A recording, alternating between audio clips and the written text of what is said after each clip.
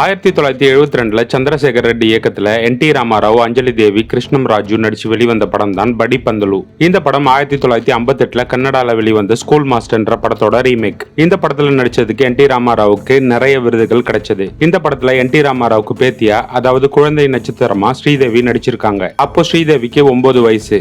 அதுக்கப்புறம் 1979 கே. ராகவேந்திர ராவ் இயக்கத்துல தெலுங்குல வெளிவந்த படம் தான் வெட்டகடு.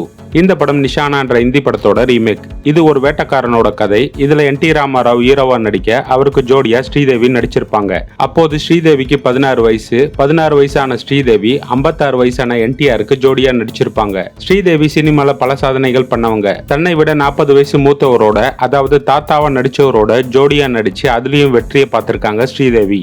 இந்த அளவுக்கு வயசு வித்தியாசத்தோட நடிச்சவங்க யாருன்னா இருந்தா கமெண்ட்ல சொல்லுங்க.